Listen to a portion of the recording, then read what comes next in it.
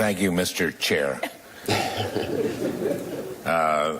Thank you, Mr. Ray, for meeting with me yesterday. I enjoyed our meeting. It was a good meeting. Actually, Senator Tillis asked the kind of question I wanted to ask, which was what the role going forward of the FBI is distinct from former Director Mueller's as the special prosecutor would be. You answered that question, but I'm glad that you answered that question saying that part of what the FBI will be doing is working so this doesn't happen again. Because I think that we got to keep our eye on that ball, because 2018 will be upon us soon, and we don't want this to happen again. Now, before I turn to my questions, I'd like to first thank Senator Hatch for his work on the Child Protection Improvement Act, and I would thank you for your commitment to help us get that bill passed and done. It helps organizations that do mentoring for kids to get background checks so that vulnerable people, and this is also for people who work with seniors or for the elderly, they should be able to effectively screen their workers and their volunteers to make sure that they're trustworthy. So thank you for your commitment on that. This is something we've been trying to get done for a while, and I have these groups that are doing unbelievably great work asking for this, and I thank you for that. For the record, on Senator Graham, I think he would have made a great FBI agent, and I'm glad that also that he's in the Senate. That said, I don't know about the article, the January Politico article, that suggests that someone in the Ukraine wanted to pass some information off to the Clinton campaign. But I think I know the answer to this. I think you know the answer to the question. Did the Ukraine rather, the RNC's database, did they hack Kellyanne Conway?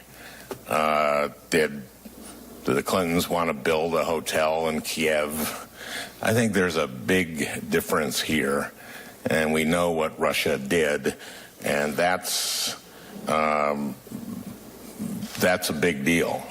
And thank you for saying that part of your job is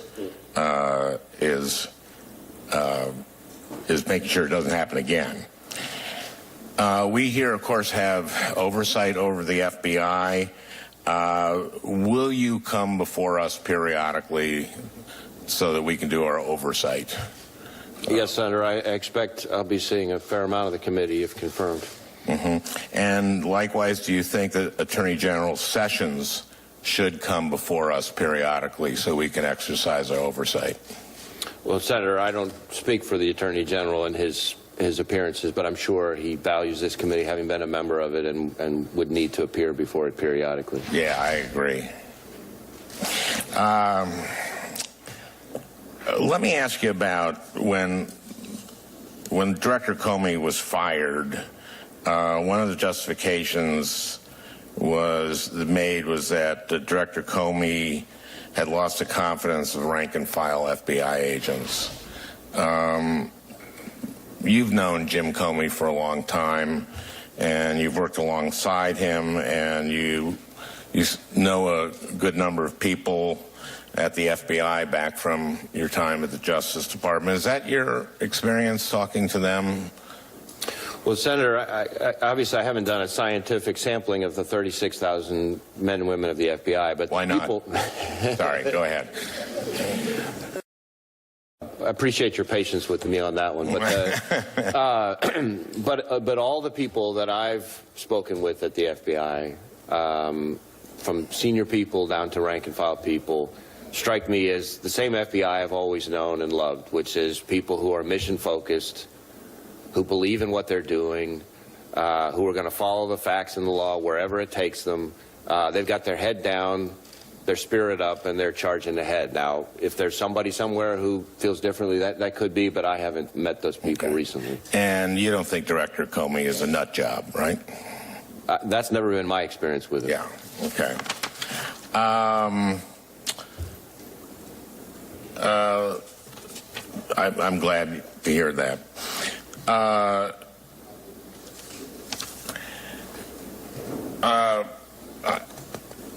If you are asked in some kind of setting by the president to stop an investigation of somebody, aside from saying no, would you report that to us? Well, I would report it to the Deputy Attorney General, assuming he wasn't already sitting there with me hearing it. And we would have a discussion about what we lawfully and appropriately can share with whom. But I would want to make sure that all the right people knew. I want to thank Senator Klobuchar for bringing up hate crimes. This is what former FBI, former Director Comey explained about hate crimes. He said they're different from other crimes because they, quote, strike at the heart of one's identity. They strike at our sense of self, our sense of belonging. The end result is loss of trust, loss of dignity, and in the worst case, loss of life. In my view, that loss of dignity is a part of what makes hate crimes so pernicious. When an act of violence is motivated by hate against a particular group, properly identifying that act as a hate crime and prosecuting it as such can go a long way to restoring that dignity.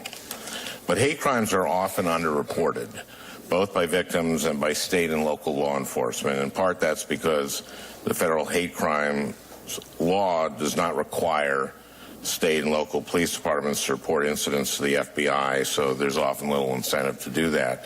But recently, an investigation by journalists revealed that at least 120 federal agencies are not uploading information about the hate crimes that they investigate and prosecute into the FBI's database. In fact, even the FBI isn't recording all of the hate crimes it investigates into its own database, and that, to me, is a problem.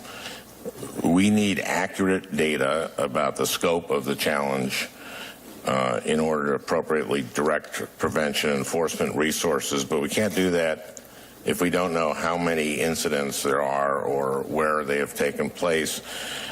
If, Mr. Ray, if the federal government isn't even keeping accurate data in its own databases, how can we expect state and local police departments to step up?